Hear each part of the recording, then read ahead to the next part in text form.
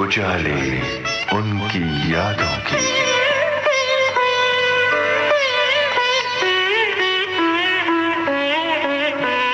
उजाले उनकी यादों की।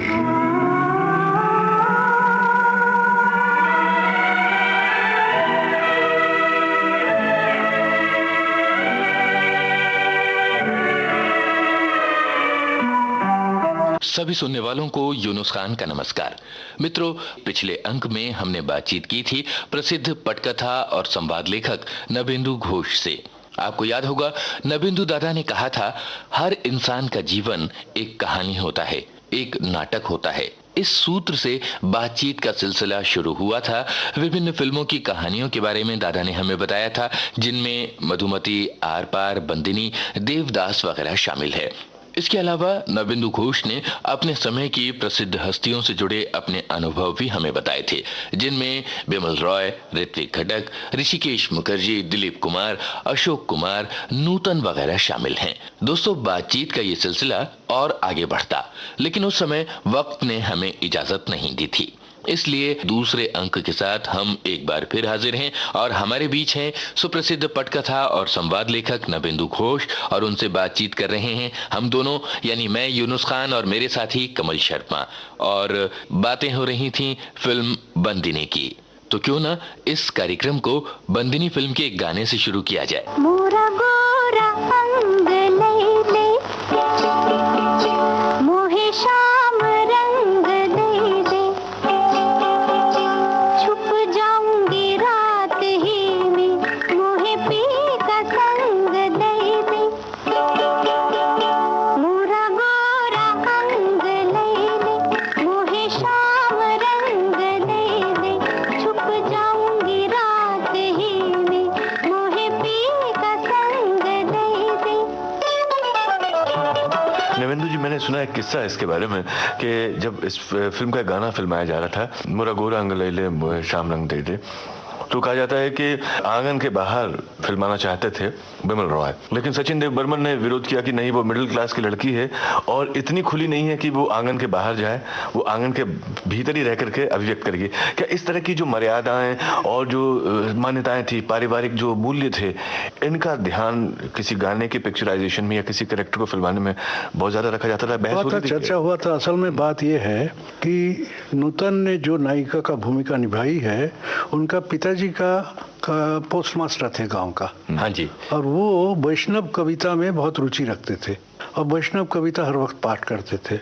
और वैष्णव कविता क्या है? राधा कृष्ण का प्रेम। प्रेम का स्टेजेस होता है।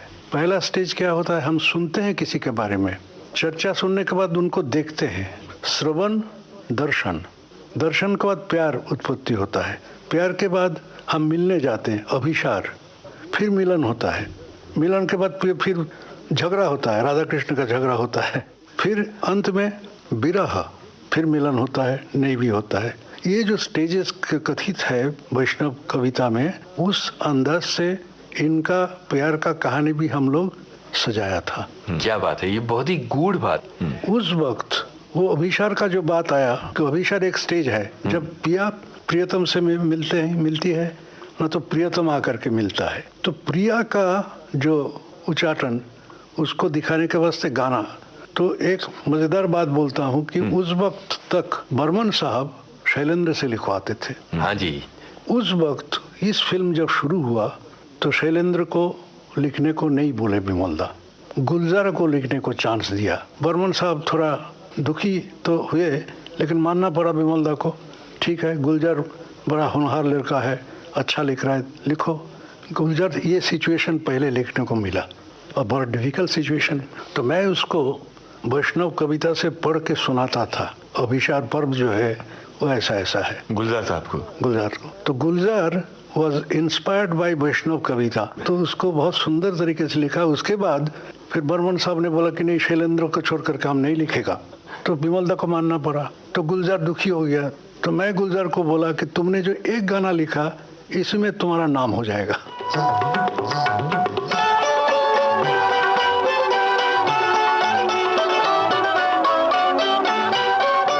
एक लाज रूप भैया, एक मोह खींच भैया,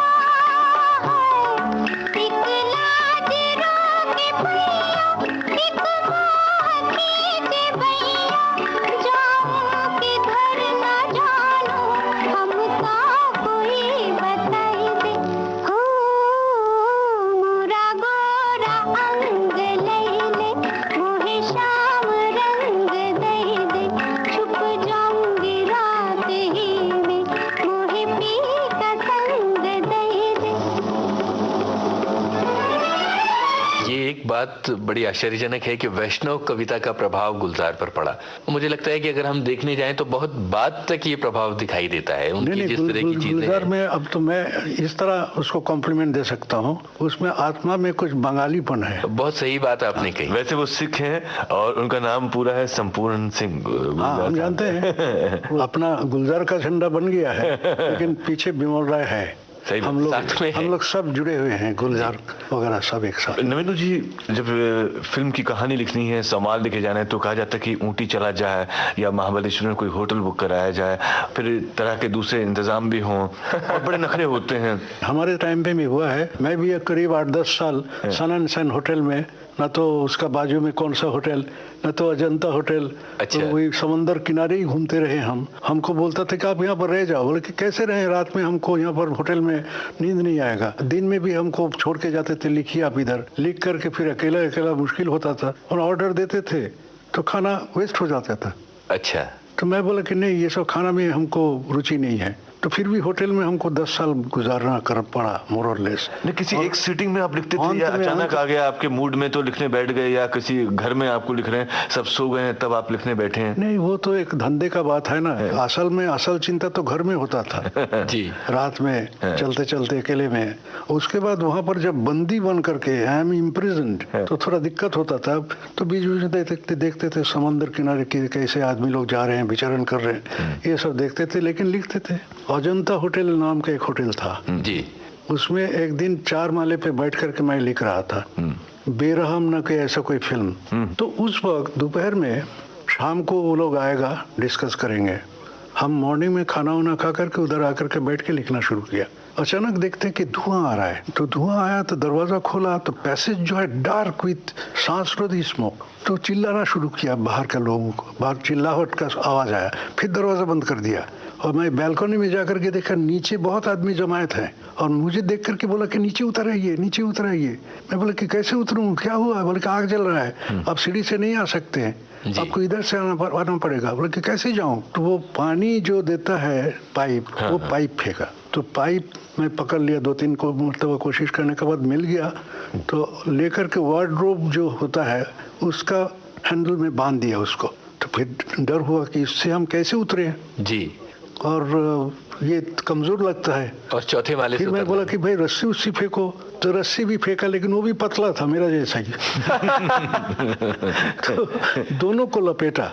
अल्टीमेटली ये धोती कुर्ता पहना हुआ एक मैंने पतला सा आदमी उतरना शुरू किया और रस्सी उस्सी लेकर के, और नीचे एक आदमी फर्स्ट फ्लोर का बरामदे में आकर के ही हेल्प मी आउट। और उस वक्त मेरा एक प्रोड्यूसर जा रहे थे गाड़ी से, he saw me, I am getting down.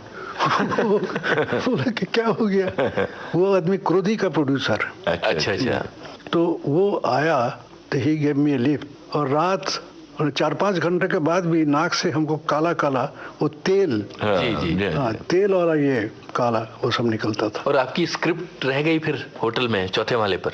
नहीं, वो बैग में लेकर के सब लेकर के मैं उतरा। की याद रही आपको? छोड़ा नहीं। नरेंद्र जी, कहानी की जब बात आती है, फिल्मों में अक्सर 1 लाइन आइडिया होता है कि साहब ये टॉपिक है, इस पे।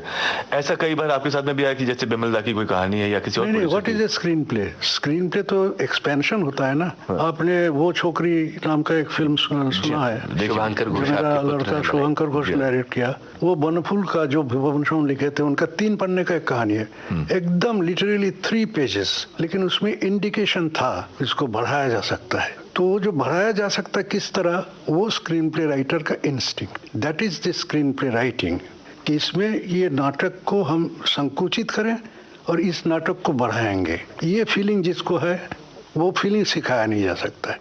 आपको गला में अगर सुर नहीं हो तो आपको कैसे गायक बनाएंगे हम? वो सुर किसी को राइटर बनाता है, उन्हें पटकथा लेखक बनाता है, लेखक बनाता है, औपन्यासिक बनाता है, नट बनाता है, जी, गायक बनाता है।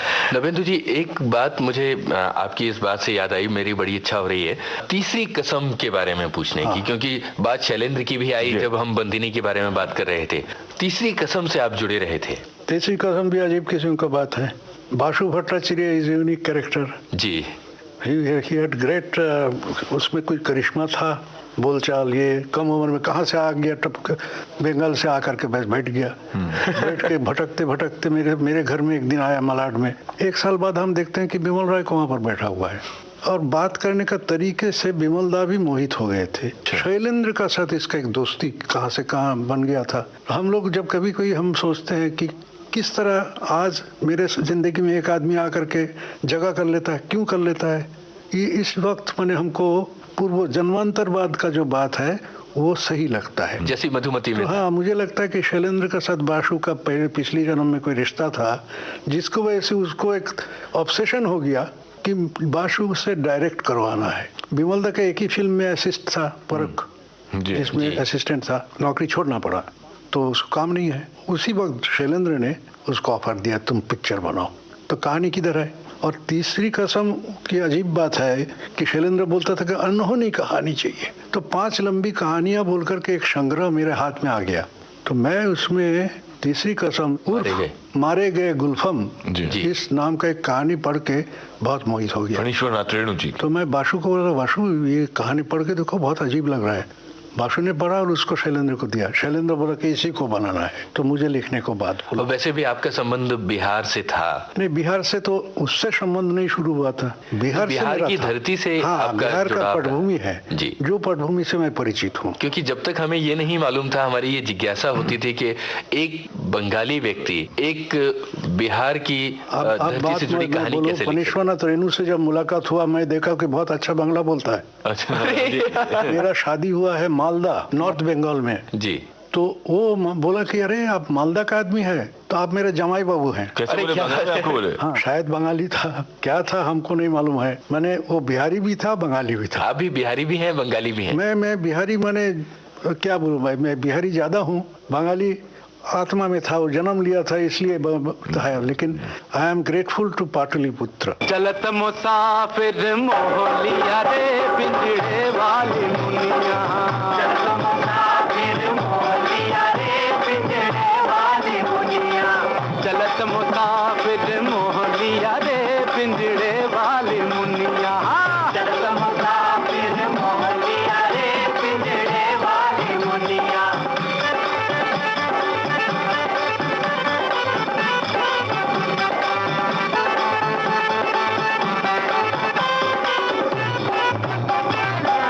उड़ उड़ बैठी हलवैया तो कन्या, उड़ उड़ बैठी हलवैया रामा, उड़ उड़ बैठी हलवैया तो कन्या। अरे बर्फी के सब रस ले लिया रे पिंजड़े वाले मुनिया, बर्फी के सब रस ले लिया रे पिंजड़े वाली मुनिया, बर्फी के सब रस ले लिया रे पिंजड़े वाली मुनिया।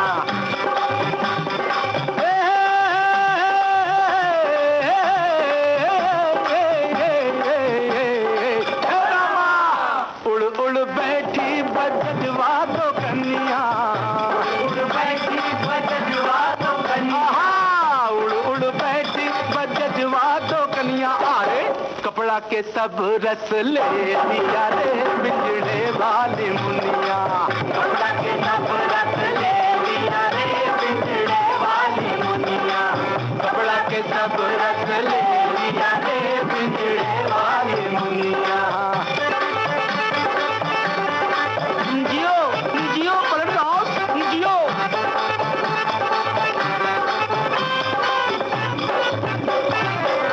उड़ उड़ बैठी पनवड़िया तो कन्या, उड़ बैठी पनवड़िया तो कन्या रामा, उड़ उड़ बैठी पनवड़िया तो कन्या। अरे बीड़ा के सब रस ले लिया रे पिंजड़े वाली मुनिया, बीड़ा के सब रस ले लिया रे पिंजड़े वाली मुनिया, बीड़ा के सब रस ले लिया रे पिंजड़े वाली मुनिया।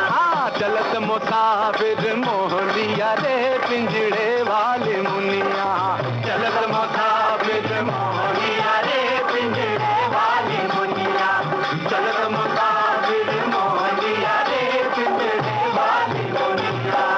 नवेंद्र दादा, पहले फिल्मकारों में एक तरह की प्रतिबद्धता देखी जाती थी, यानी समाज के प्रति एक तरह की जिम्मेदारी होती थी।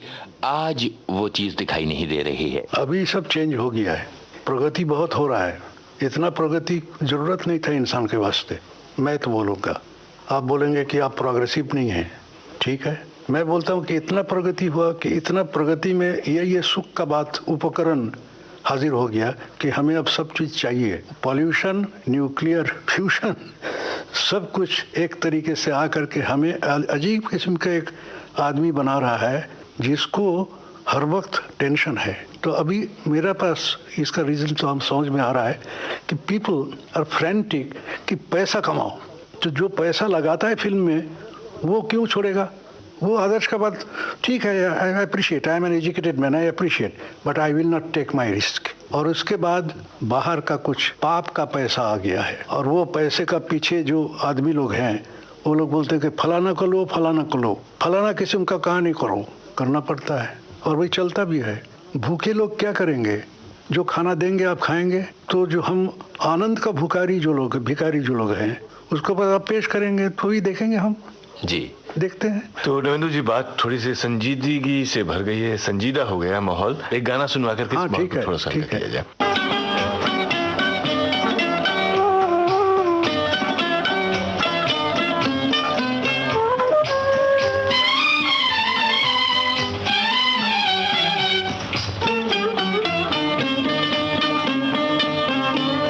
जाऊं कहाँ बताए दिल,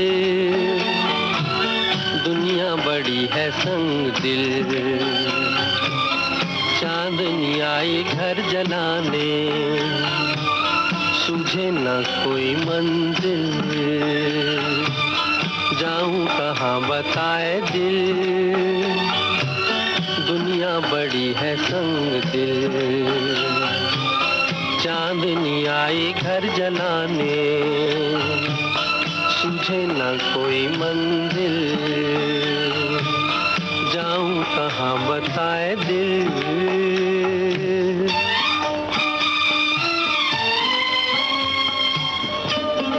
इतनी मुसीबत क्या क्यों छूटे भैया? ये तुझे कहाँ से मिली? आज मैंने तुम्हें माफ कर दिया। रक्षाबंधन के दिन भाई बहनों की रक्षा का वचन देते हैं। मैंने आज तुम्हारी रक्षा की, ये कभी न भूलना। बन के टूटे यहाँ आरज़ू के महल, ये ज़मीन आसमां भी गए हैं बदल। कहती है जिंदगी इस जहां से निकल, कहती है जिंदगी इस जहां से निकल। जाऊं कहाँ बताए दिल, दुनिया बड़ी है संग दिल। चांदनी आई घर जलाने, सूझे न कोई मंजिल। नवेंद्र जी, पर्दे के पीछे का भी एक माहौल होता है। कुछ बताइए कि जब कभी आप लोग को फुर्सत के लम्हे मिलते थे कि बिमल दा ऐसे बैठे हैं, ऐसे ऋषिदा बैठे हैं, आप लोग बातचीत कर रहे हैं, कभी ऐसे मौके मिलते थे आप लोग को बात करने के? ऐसे बैठे हैं, हंसी ठट्टा हो रहा है? कभी कभी मिलते थे। असल में क्या है कि काम का सिलसिला, और दूसरा है कि श्रेणी, हम लेखक एक किस्म का श्रेणी, परिचालक एक किस्म का श्रेणी। परिचालक से लेखक का संबंध होता है, फिर भी थोड़ा दोस्ती होता है। स्टार से डायरेक्टर का ज़्यादा दोस्ती होता है, प्रोड्यूसर का ज़्यादा दोस्ती होता है। तो इसलिए ये सब बात जो है, इसमें भी उस समाज में जिस तरह बात होता है वैसा होता है। लेकिन दो चार आदमी इससे ऊपर उठते हैं तब मुलाकात होता था। और बॉम्बे में विशेष करके मैंने देखा कि और कहीं कलकत्ता में शायद फिर भी मिलावट होता है। बॉम्बे का जो शहर का जो गठन है वो अमिताभ बच्चन जैसा है सीधा लंबा। तो इसलिए एक जगह से एक जगह दूसरा जगह में पहुंचने में टाइम लगता है। टाइम लगता है तो आपको फुर्सत कहाँ है, पार्टी करें, सामाजिक मिलन हो, गुफ्तगू हो, बैठने के बाद तो फिर चिंता करना पड़ता है। एक पटकथा को आपने चुनौती के रूप में लिया और कम से कम कितने समय में उसे पूरा किया है? हाँ, ऐसा भी हुआ है, मुश्किल से लिखा है, तकलीफ से लिखा है, लेकिन वो भी अच्छा चीज हो गया। लेकिन नाम अभी करना मुश्किल है। अब जैसे आर पार वगैरह ये सब जो लिखा मैंने, बहुत मुश्किल से लिखा। हमको गुरुदत्त से जो परिचय हुआ, वो सुन लिया कि बिमल राय ने एक राइटर को लाया है, अच्छा राइटर है बंगाली में, तो गुरुदत्त भी कहीं उसका बंगाली आत्मा था। जी, सही कह रहे हैं। तो जब बांग्ला बोला तो हमको लगा ये तो पूरा बंगाली है, गुरुदत्त। गुरुदत्त नहीं बोला मैं, हमारे बंधु।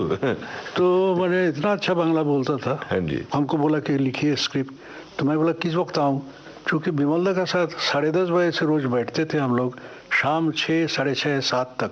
बिमलदा बहुत हार्ड टास्क मास्टर थे, अंदर मेहनत करवाते, देखने में नहीं थे, बहुत सॉफ्ट स्पोकन, लेकिन बहुत मेटिक्यूलस। उनको स्क्रिप्ट लिखने में 10 महीना लगता था, फिल्म बनाने में 1 साल लगता था, 8 महीना लगता था। पसंद नहीं हुआ, ये शॉट ठीक नहीं है, फिर ले लो। और गुरुदत्त साहब का बताइए। हाँ, गुरुदत्त भी ऐसा ही करता है और गुरुदत्त भी ऐसे ही करता था। बीच में मैं तो आर पार के बाद और भी पूरा साथ उसके साथ मेरा ये हुआ, लेकिन फ्रूटफुल नहीं रहा। नवेंदु जी, आपके जरिए आज हम हिंदी सिनेमा के अतीत में झांक रहे हैं, और जब जिक्र चला है, बिमल दा का जिक्र आया, गुरुदत्त साहब का जिक्र आया, जिन्हें अपने आप में सिनेमा के स्कूल्स कहा जाता है, कि जहां से बाद की जो पीढ़ी के जो फिल्मकार आए, उन्होंने भी हिंदी सिनेमा में बहुत बड़ा योगदान दिया। इसलिए हम आपसे गुरुदत्त साहब के बारे में थोड़ा सा और विस्तार से जानना चाहते हैं, एक निर्देशक के रूप में, एक इंसान के रूप में, एक सिनेमा कर्मी के रूप में, प्रोड्यूसर के रूप में कैसा लगा आपको उनके साथ काम करते हुए? आपने उनको कैसा पाया? गुरुदत्त देखने में खूबसूरत आदमी था, हीरो था। उसका काम का सारा चीज में भी वो खूबसूरती है, साफ सुथरा, टेक्निकली। और दूसरा है उसका म्यूजिक पिक्चराइजेशन भी बड़ा इंटरेस्टिंग है। कहीं हमको लगता है कि बिमलदा का स्कूल में नहीं है, लेकिन वो दोनों स्कूल का एक रिश्ता है। रिश्ता है। और not only that, the Bengali school of thought उनमें प्रभाव किया है। उसका एक कारण ये भी था ना, वो अल्मोड़ा में उदय शंकर जी की जो उदय शंकर की, हाँ, उसमें नृत्य कला में थे, और जो मोहन साइगल भी थे जी, ये और अनु मलिक के पिताजी सरदार मलिक साहब। हाँ, हाँ, ये लोग थे। माने उदय शंकर का वजह से नहीं हुआ, क्योंकि इनका प्रकृति में भी इन अंदरूनी ये बात था, बोल करके वो लोग गए थे। सुन सुन सुन सुन जालिमा, प्यार हमको तुमसे हो गया, दिल से मिला ले दिल मेरा, तुझको मेरे प्यार की कसम। जा जा जा जा बेवफा, कैसे प्यार कैसे प्रीत रे, तू ना किसी कमीत रे, झूठ तेरे प्यार की कसम। सुन सुन सुन सुन जालिमा, जा जा जा जा बेवफा।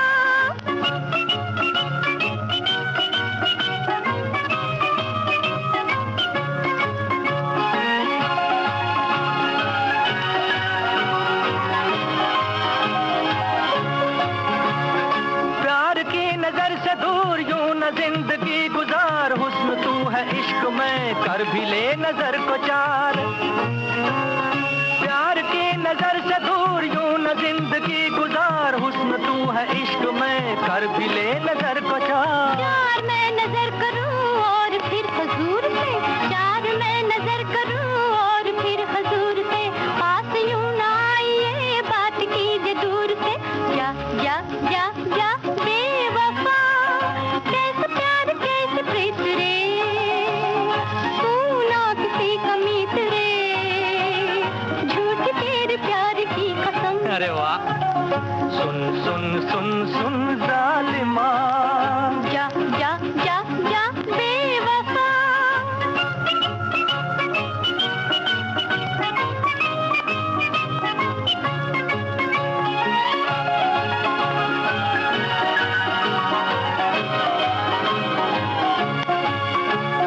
दूर कब तलक रहूं, फूल तू है रंग में, मैं तो हूँ तेरे लिए डोर तू पतंग में।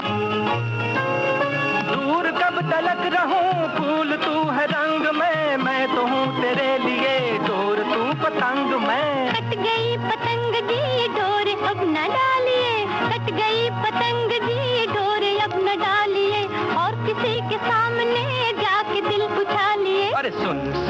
सुन सुन जालिमा, प्यार हमको तुमसे हो गया, दिल से मिला ले दिल मेरा, तुझको मेरे प्यार की कसम। जा जा जा जा बेवफा, सुन सुन सुन सुन जालिमा, अरे जा जा जा जा, अरे सुन सुन सुन सुन। जा जा जा। हमारे आज के मेहमान हैं प्रसिद्ध पटकथा और संवाद लेखक नवेंदु घोष। आइए सुनते हैं आगे की बातचीत। नवेंदु जी, ये बताइए कि बिमल दा के साथ किस तरह से आपका रिश्ता कायम हुआ था, कैसे उनसे मुलाकात हुई थी? मेरा बिमलदा का साथ रिश्ता जो हुआ था, उस वक्त बिमलदा से मेरा कोई परिचय नहीं था। फिर भी रिश्ता हुआ कैसे, आप पूछेंगे। उसको जवाब में ये मैं बोलता हूँ कि मेरा जब नौकरी छोड़ना पड़ा कल पटना में, नौकरी छोड़ने के बाद 2 साल मैं भटक रहा था जी। तो उस वक्त ये एक बिजनेस का चक्कर में मैं राजशाही में गया, जहाँ वो ऋतिक घटक का शहर, तो वहाँ पर जा कर के एक मकान में रहता था मैं, और उसका करीब एक सिनेमा हाउस था। एक दिन मैं देखा सिनेमा हाउस में लाठीचार्ज हो रहा है, तो मैं जा कर के देखा कि वो फिल्म का नाम है उदय पथे। डायरेक्टर कौन है, बोले कि नया आदमी है, एक कैमरामैन था, नया आदमी। लोगों ने ऐसा चर्चा किया और लोगों ने बोला कि भयानक अद्भुत फिल्म है, ऐसा फिल्म देखा ही नहीं है।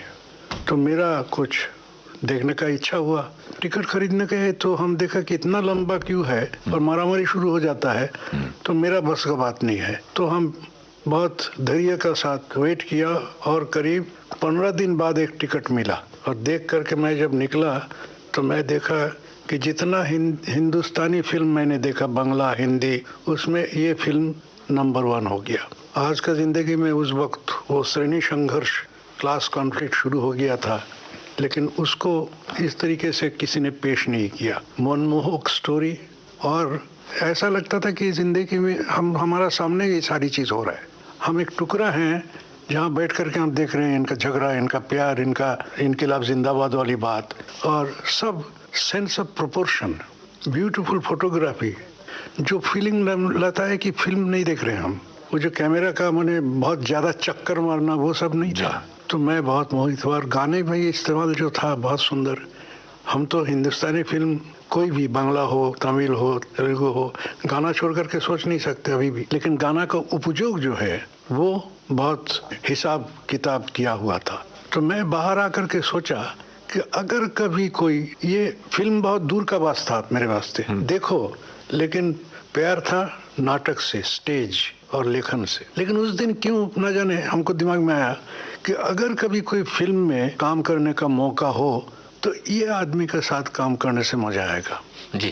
तो शायद कोई गुड एंजल ने वो बात मेरा सुन लिया था मन का और नोट कर लिया था। उसके बाद मैं 45 के एंड में कलकत्ता पहुंच गया, जब मेरा किताब में बहुत नाम हो गया, डाक दी जाई, और कलकत्ते में आके जब मेरा वो मित्र रजनीकांत दास का जो नाम किया था, वो बोले एक दिन हमको कि नवेंदु, हांडी चूल्हे में चढ़ा करके बड़ा लिटरेचर नहीं होता है, तुमको कोई नौकरी ढूंढना है तो मैं आनंद बाजार पत्रिका वाले को बोलूँगा, डोंट वरी, तुमको नौकरी मिल जाएगा। मैं वहाँ से निकला तो ट्राम स्टॉप में मैं खड़ा था, तो वहाँ पर कंधे पे एक हाथ रखा, देखा मैं मुड़ करके कि 4 साल पहले का पटने का एक दोस्त जी जो अभी प्रोफेसर ऑफ साइकोलॉजी है, वो बोला कि अरे तू यहाँ पर, बोला कि मैं गया सजनी दास, शनिवार चिट्ठी। अच्छा अच्छा अच्छा तो अब चल मेरे साथ तू। मुझे कहाँ? बोले कि एस्प्लेनेड में, वहाँ पर एवेन्यू होटल है, वहाँ पर मेरा मौसेरा भाई आया है हॉलीवुड से, वो फिल्म डायरेक्टर है, ऑब्जेक्टिव बर्मा में काम किया है और असिस्ट भी किया है, और कैलिफोर्निया से फिल्म में पढ़ाई लिखाई करके आया है। वो बहुत खुश होगा तुझसे मिलके। एक स्वीट लेकर के एवेन्यू होटल में है।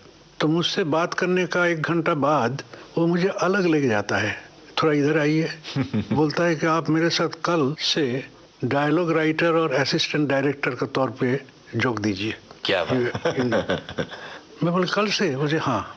और next day 3 years exclusive contract हो गया। तो मैं देखा कि लिटरेचर से जो आमदनी होता है 700-800 हो जाता है, और ये तो 1000 रुपया 1946 अर्ली पार्ट काफ़ी था। तो मैं राजी हो गया, और तो सजनी दा को बोलने को गए, सजनीदा बोले अरे तुम आगे ठीक है, आनंद बाजार में हो जाएगा तुम्हारा नौकरी। मैं बोल के मैं तो नौकरी ले लिया। और फिल्म का बात कहा तो खुश नहीं नजर आए, क्योंकि उनका विश्वास था कि मैं लिटरेचर में बहुत ज्यादा कामयाबी दिखाऊंगा। तो जौहर राय नाम का एक कॉमेडियन था, बहुत बड़ा नाम कॉमेडियन के तौर पे। तो वो पटने में मेरा नाटक का गुरु का लड़का था। वो आकर के बोला कि नवीनदा मैं भी आ गया किस्मत आजमाने को। बोले ठीक है। फिर एक दिन बोला कि बिमल राय से आपको मुलाकात करा देते हैं, चलिए, आपको राइटिंग वो पढ़ चुके हैं, तारीफ कर रहे थे। चलो, तो दैट वाज इन 1947। तो गए तो बहुत तारीफ करने लगे, आपको वो डक दीजिए पड़ा है। अच्छा, वो जो रायट वाली बात मैंने जिक्र किया था आगे, 46 के रायट में मैं मुस्लिम इलाके में रहता था, वहाँ से भाग के निकले और वहाँ से ये सब जो बात के बाद कागज में निकल गया कि मैं मिसिंग हूँ। और मैं उस वक्त मैंने रायचांद बोरल का मैंने दादा का घर में मैंने आसरा मिला है, आरसी बुराल साहब का। तो वहाँ पर हम बैठे हुए हैं, एक धोती एक कुर्ता, जेब में पैसा नहीं। तो गली से हम झांकते थे आफ्टरनून में। तो एक दिन देखा मेरा 4-5 किताब का जिसने कवर उसका पिक्चर वगैरह और टाइटल्स जो लिखा है, तो वो जा रहा है। मैंने कहा यार मुनी बोला कि अरे आप जिंदा हैं, हम लोग तो सोच के आप गुजर गए। तो हमको छूता है, बल्कि छूने का जरूरत नहीं, तुम मुझे 25 रुपया दो। तो बोलता है कि 15 रुपया है, मुझे चलेगा। 15 रुपया ले लिया और वो जाकर के खबर दे दिया। तो हमको मालूम नहीं है। हम नेक्स्ट डे पहला ट्रेन छोड़ा नॉर्थ बंगाल का तरफ और मालदा, तो ससुराल चले गए। ससुराल चल गया। ट्रेन में सुनिए मजा, ट्रेन में रोशनी बुझ जाता था उस वक्त। अब बाजू में एक लड़का आकर के बैठ गया। तो बाजू में आकर के वो बोलता है कि आपका नाम क्या है? वो बोले कि आपका नाम क्या है? एक कम्युनिटी दूसरा कम्युनिटी के बारे में जो फियर हो गया था जी, ये मुझे अजीब लगा। मैं भी नहीं नाम बताऊं, वो भी नाम नहीं बताया। फिर जब स्टेशन में पहुंचा तो फिर लगा कि ठीक है। तो मैं बोला कि मेरा नाम ये है। लेकिन हम इसलिए ये कहानी बोल रहे हैं कि उस वक्त उसके मेरे जिंदगी का तजुर्बा था। मैंने बोला बचपन में हम देखा जो प्यार, वो कहाँ गया? मैं अजीब हो गया, हैरान हो गया इस रायट का सिचुएशन में। तो इसके नतीजे में मैंने एक किताब लिखा था, फियर्सलैंड। फियर्सलैंड FIERC नहीं है, PHEARS। फियर्स नाम का अंग्रेज का नाम पे गली है। अच्छा। लेकिन बांग्ला में जब लिखा तो फियर्स लगा कि उस गली में हम जो रहते थे, जहाँ पर सिचुएशन देखा मैं, और मेरा विचार जो है वो सेकुलर और ये विश्वास कि Muslims sacrificing for Hindu neighbours. और फिर जब हिंदू इलाका में देखा, मैं पटने में पहुंचा 1 महीना बाद, तो मेरे बाजू में एक मुस्लिम डॉक्टर थे। वो लोग आकर के हमारे घर में आसरा लिए और हम बंदूक लेकर के पहरा देते थे, ये भी देखा। तो इसका नतीजे में मैंने फियर्सलैंड लिखा था, एक शॉर्ट नॉवेल जो अदब लतीफ़ लाहौर का उस ज़माने में बहुत नामी प्रोग्रेसिव मैगज़ीन था, जिसमें ट्रांसलेटेड होकर के इंडिया का बेस्ट लीड राइट स्टोरी बोल करके कहा गया था। तो ये सब में बहुत नाम जब हो गया तो बिमल राय से ये मुलाकात हुआ। तो he wanted to make a story of mine in film, लेकिन वो हो नहीं पाया। मृणाल आकर के वो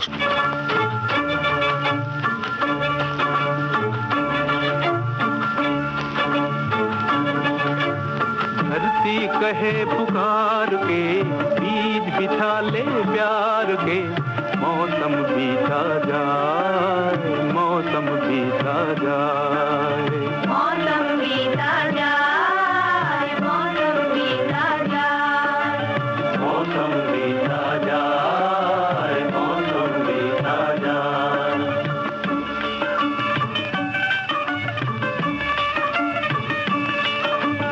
अपनी कहानी छोड़ जा, कुछ तो निशानी छोड़ जा, कौन कहे इस ओर तू फिर आए न आए।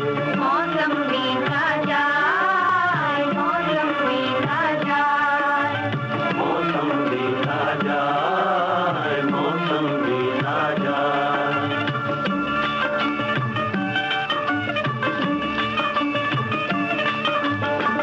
तेरी राह में कलियों ने नैना बिछाए, डाली डाली कोयल का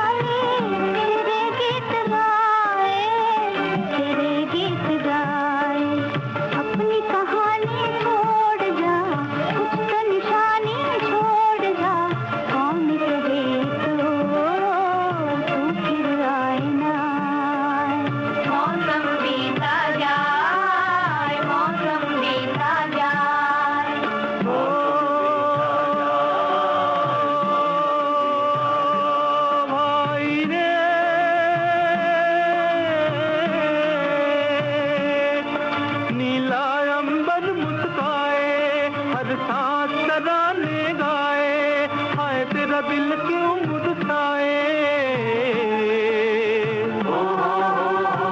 बनती बनती पे तू भी कोई धुन बजा ले भाई, तू भी मुस्कुरा ले। अपनी कहानी छोड़ जा, उसको निशानी छोड़ जा, कौन कहे इसको तू फिर आए ना। आए रे भाई रे,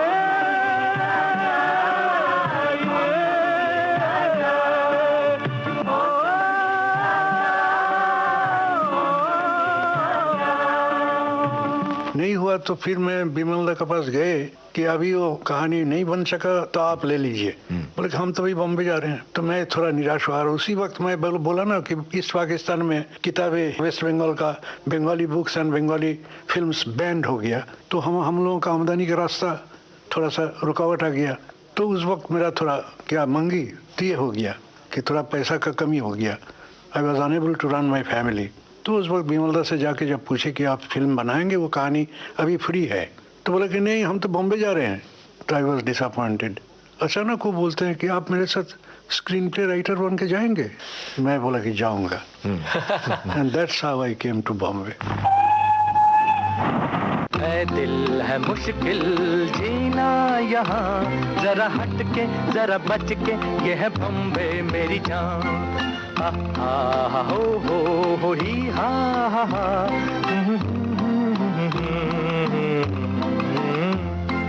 ऐ दिल है मुश्किल जीना यहाँ, जरा हट के जरा बच के, ये है बॉम्बे मेरी जान।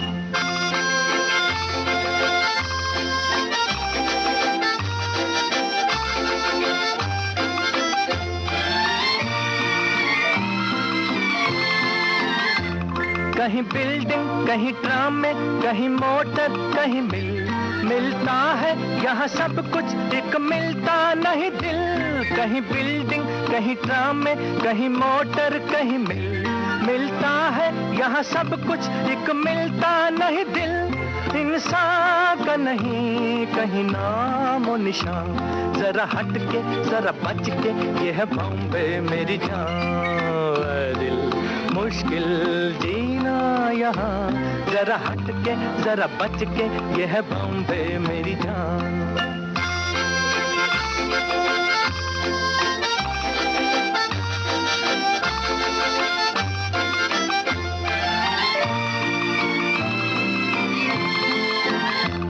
कहीं सट्टा कहीं पत्ता, कहीं चोरी कहीं रेस, कहीं डाका कहीं फाका, कहीं ठोकर कहीं ठेस। कहीं सट्टा कहीं पत्ता, कहीं चोरी कहीं रेस, कहीं डाका कहीं फाका, कहीं ठोकर कहीं ठेस। बेकारों के है कई काम यहाँ, जरा हट के जरा बच के, ये है बॉम्बे मेरी जान। ऐ दिल है मुश्किल जीना यहाँ, जरा हट के जरा बच के, ये है बॉम्बे मेरी जान।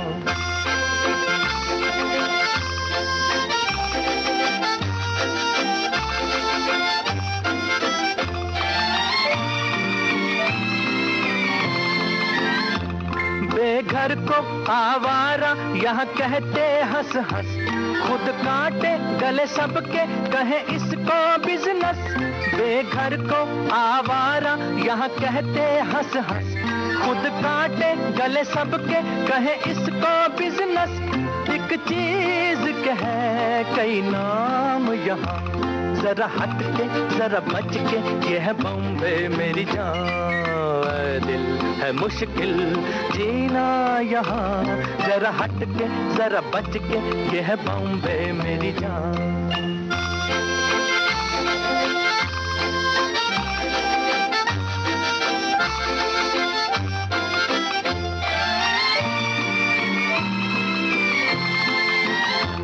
बुरा दुनिया वो है कहता, ऐसा भोला तो न बन, जो है करता वो है भरता है यहाँ का ये चलन। बुरा दुनिया वो है कहता, ऐसा भोला तो न बन, जो है करता वो है भरता है यहाँ का ये चलन। दादागीर नहीं चलने बॉम्बे ये है बॉम्बे मेरी जान। ऐ दिल है मुश्किल जीना यहाँ, जरा हट के जरा बच के, ये है बॉम्बे मेरी जान। है दिल है आसान जीना यहाँ, सुनो मिस्टर सुनो बंधु ये है बॉम्बे मेरी जान। ऐ दिल है मुश्किल जीना यहाँ, जरा हट के जरा बच के, ये है बॉम्बे मेरी जान। तब आप अकेले आए थे? और बिमल राय का साथ आदिया इसी तरह। उस दिन जो सोचा था कि कभी अगर बिमल राय का साथ काम फिल्म में अगर आए, बिमल राय का साथ काम करने से मजा आएगा, वो मजा इस तरीके से शुरू हुआ। तो पहली फिल्म कौन सी की है आपने उनके माँ। साथ? माँ की है। बॉम्बे टॉकीज में लीला चिटनीस माँ थी, भारत भूषण लड़का था जी। और श्यामा लड़की थी। कहानी आपकी थी? नहीं, कहानी मेरा नहीं था। कहानी एक बंगाली माने राइटर थे स्वराज बंदोपाध्याय, उनका कहानी बिमलदा का पास पहले से रखा हुआ था। उसको मैंने विस्तार किया, संवाद लिखा और संवाद को ट्रांसलेट किया नजीर हुसैन एक्टर।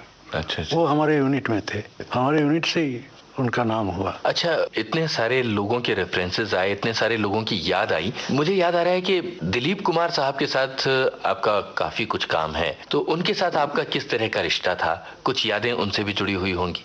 रिश्ता माने दिलीप तो इतना ऐसा माय डियर आदमी है कि, और दूसरा है कि इतना तहजीब उसका जो है, बात करने का तरीका इंटेलिजेंट, समझदार और सेंस ऑफ प्रोपोर्शन, ये बहुत कम देखा आदमियों में हम।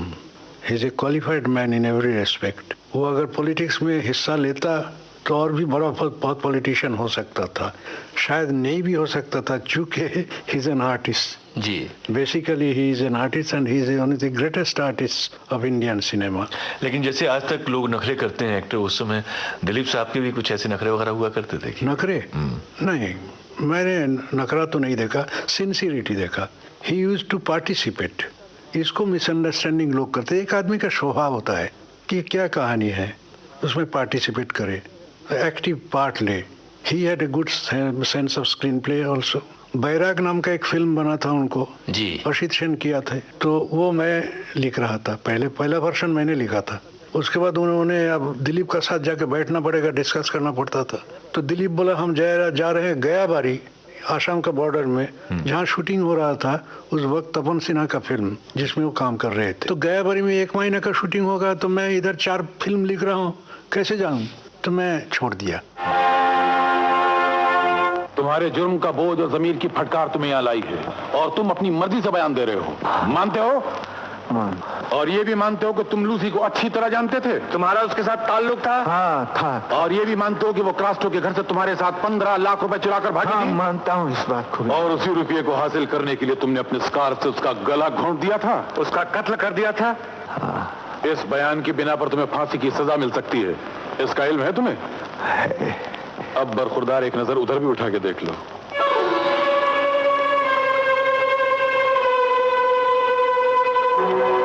ये हजरत भी अपना नाम संजय बताते हैं, खुद ही थाने आकर अपने आप को पुलिस के हवाले कर दिया। लेकिन पुलिस अच्छी तरह जानती है कि तुम में एक संजय है और दूसरे का नाम भोलेनाथ। एक लूसी का असली कातिल है। मैं हूं लूसी का कातिल। आप इस शख्स के बहकावे में बिल्कुल ना है। ये शख्स मेरे जुर्म का इल्जाम इसलिए अपने सर ले रहा है कि ये मेरा जुड़वा भाई है। जुड़वा भाई? बड़ी कठिन समस्या है एसपी साहब, अब इस गुत्थी को आप कैसे सुलझाएंगे? यहाँ बड़े बड़े छठे हुए बदमाशों की गुत्थी मिनटों में सुलझा दी जाती है, लेकिन फिर भी हम आपको वो मौला जरूर देंगे जो हर शरीफ आदमी को दी जाती है। 3 घंटे हैं, आपस में सलाह मशवरा करके बतला दो कि मुजरिम कौन है। दिलीप के साथ मुझे मौका जितना मिला है तो वो सिर्फ मधुमती में बैठने का, फिर देवदास, यहूदी में भी आपने? और यहूदी में जी। लेकिन यहूदी तो और भी ये था, शुराब मोदी उस वक्त बहुत बड़ा हस्ती थे, ये सब मिला करके, तो इसमें भी। लेकिन दखल अंदाजी जिसको बोलते हैं वो नहीं करते थे, बहुत प्यार का ढंग से। और यहूदी में ज़्यादा नहीं करना पड़ा, मधुमती में थोड़ा बहुत मन उनका हिस्सा था। लेकिन ही had a sense of respect and understanding कि बिमल राय जो आदमी है वो सही आदमी है, और जो बोलने का वो जी चाहता था उसको पहले ही बोल देते थे। सो ही इज सेटिस्फाइड। तो उनके साथ हम लोगों का बहुत फ्रेंडली रिलेशन था। एंड जैसे ऋषि को उकसाया डायरेक्शन में, मैंने इंस्पायर करके उसको इमीडिएटली एक्ट करने को बाद में दिलीप का बहुत बड़ा हाथ है। दिलीप साहब ने मुसाफिर में काम किया था। हाँ, क्योंकि दिलीप साहब का जिक्र चला है, यहूदी का एक गाना हम अपने श्रोताओं को सुनवाना हाँ, चाहेंगे। यहूदी का एक गाना तो मेरी जा बोल करके एक गाना जो है मैं तो भूल नहीं सकता हूँ। उसका पिक्चराइजेशन, उसको सेंस ऑफ रिदम, हाँ जी, डांस कॉम्पोजिशन का जो सेंस ऑफ रिदम जी, और म्यूजिक का साथ एक साथ इतना ब्यूटीफुल पिक्चराइजेशन भी आज तक मैं नहीं देखता हूँ। भूली थी मैं, हाय क्या थी खबर,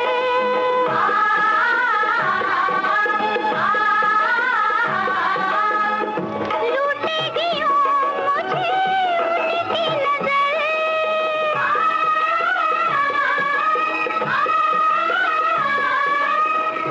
भूली थी मैं, हाय क्या थी खबर, लूटेगी मुझे उनकी नजर, न होते मुकाबिल ना दिल हारते हम, ये अपनी खता है गिला क्या करें, मेरी जान प्यार किसी से हो ही गया है, हम क्या करें, वही वही वही वही मेरी जान प्यार किसी से हो ही गया है, हम क्या करें। हम अपनी बातचीत के आखिरी चरण में आ पहुंचे नवेंदु जी, और एक तो जब जनता से अप्रिसिएशन मिलता है, लोगों से, आवाम किसी चीज को पसंद करता है, तारीफ मिलती है, तो किसी भी रचनाकार को लगता है कि उसकी सारी मेहनत कामयाब हुई। लेकिन जब उसे पुरस्कार मिलते हैं तो ऐसे लगता है कि उसके काम का एक स्वीकार्य हुआ है। आपको भी बहुत सारे पुरस्कार मिले, आपने लेखन में नाम कमाया, फिल्मों में नाम कमाया। हमको जानना चाहेंगे आपकी उपलब्धियों के बारे में, कौन कौन से पुरस्कार आपको मिले। तीसरी कसम और मजली दीदी के वास्ते बंगाल फिल्म जर्नलिस्ट एसोसिएशन का अवार्ड मिला है। मजली दीदी के वास्ते पहला फिल्म फेयर अवार्ड जब शुरू हुआ, the first award was given on to me. क्या बात, क्योंकि उसके पहले फिल्म फेयर के सारे पुरस्कार में स्क्रीन प्ले के बारे में कोई पुरस्कार नहीं था जी, और मैं सोचता था कि मैं कौन सा काम करता हूँ जिसका कोई स्वीकृति नहीं है। डायलॉग का स्वीकृति है, गाने का स्वीकृति है, संवाद का स्वीकृति है, कहानी का स्वीकृति है, लेकिन जो फिल्म का वास्ते सबसे जरूरी है, अच्छा पटकथा, वो उसका स्वीकृति नहीं है। हाँ जी, वो स्वीकृति जब उन लोगों ने मान लिया तो उस वक्त वो लोग तय किया कि संवाद में हम लोग नहीं देंगे, क्योंकि स्क्रीन प्ले में संवाद का निशाना रहता है। तो संवाद लेखक मित्र लोग मुझे, मैं उस वक्त राइटर्स एसोसिएशन में वाइस प्रेसिडेंट था, तो मुझे आकर के बोले कि आप हमारा केस ले लीजिए। तो मैं बीके करंजिया साहब से जाके मिला और बोला कि ये 14 लैंग्वेजेस इंडिया का है, तो इसमें कोई कहानीकार बंगाली हो सकता है, वो संवाद हिंदी में कैसे लिखेगा? सही बात। तमिल लेखक हो सकता, स्क्रीन प्ले राइटर भी हो सकता है, लेकिन डायलॉग कौन लिखेगा? तो इसलिए हिंदी में डायलॉग किसी को लिखना पड़ेगा, और वो जो लिखेगा वो मेहनत करेगा, उसको कोई पुरस्कार नहीं देंगे।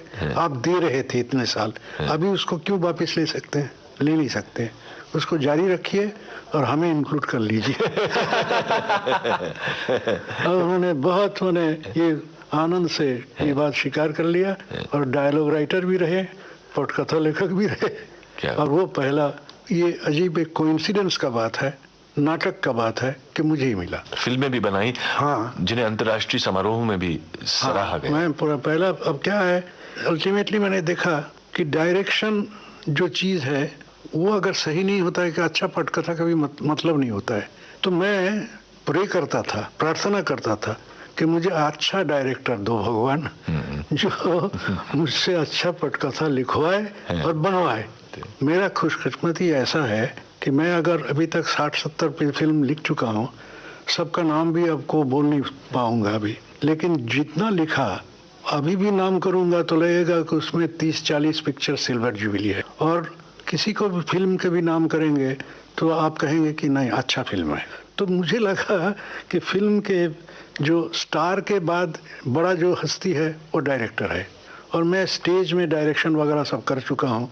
तो मुझे असिस्टेंट डायरेक्टर का भी, कलकत्ता में मैंने 3-4 फिल्म में चीफ असिस्टेंट था, बहुत बड़ा डायरेक्टर का साथ, और देंदु मुखर्जी उस जमाने में।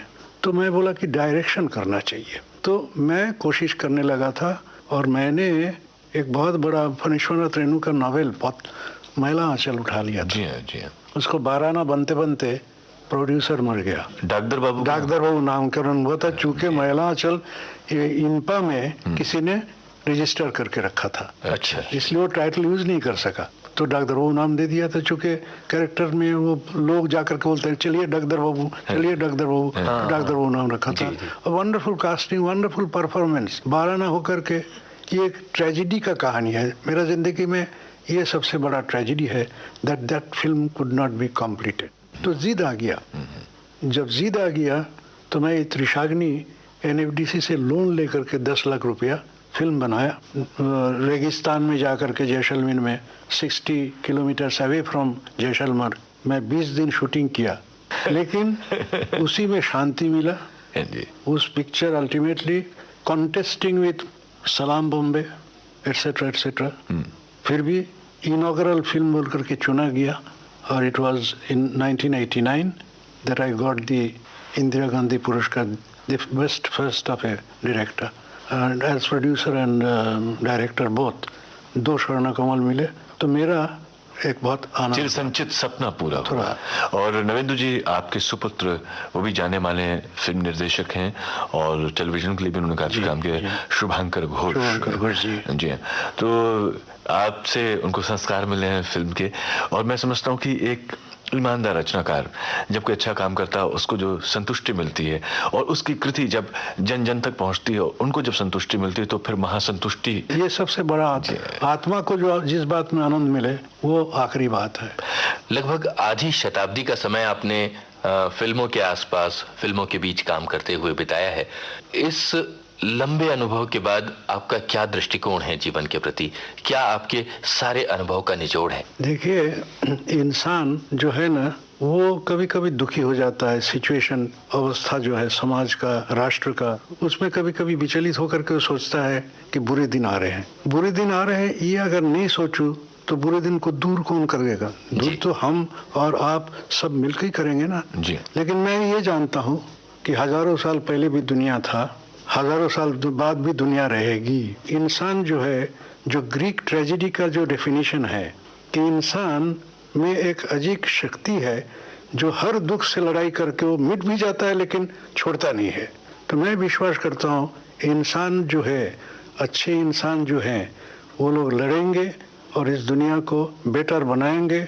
उसमें अर्थक्वेक भी आए और जलजला भी आए और क्या बोलूँ फ्लड आए, कुछ भी आए, हम मरते मरते भी जिएंगे। और वो जो नाटक है, उस नाटक को हम लोग और हमारे जैसे लेखक लोग लिखते रहेंगे, फिल्म बनाते रहेंगे। फिल्म के अच्छे दिन भी आएंगे। वो एक समय का बात है, जैसे ज्वार भाटा नदी में होता है, तो जिंदगी में, समाज में, इतिहास में ये ज्वार भाटा का खेल निरंतर चल रहा है। आपसे बातचीत करके मन को बहुत आनंद मिला। हम ऐसा लगता था कि इतिहास में ही चले गए हैं।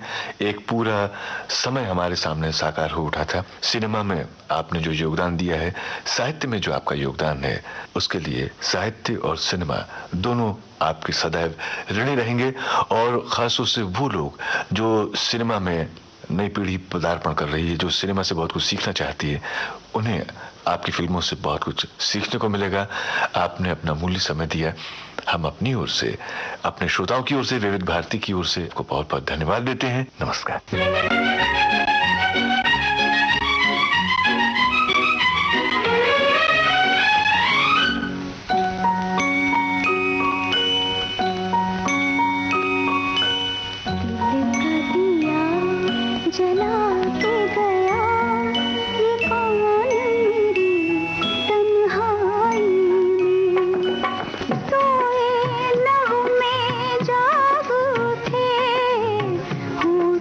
की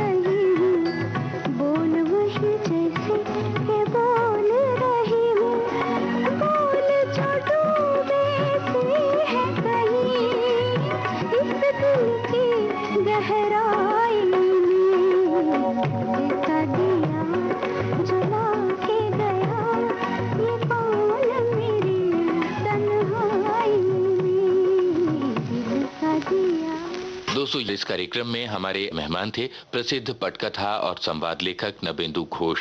आप जानते हैं कि 2 अंकों तक हमने इनसे बातचीत की। बातचीत कर रहे थे कमल शर्मा और उनके साथ था मैं यूनुस खान। विविध भारती की ओर से इस कार्यक्रम को आपकी सेवा में प्रस्तुत किया राकेश जोशी ने। अब नमस्कार। उजाले उनकी यादों के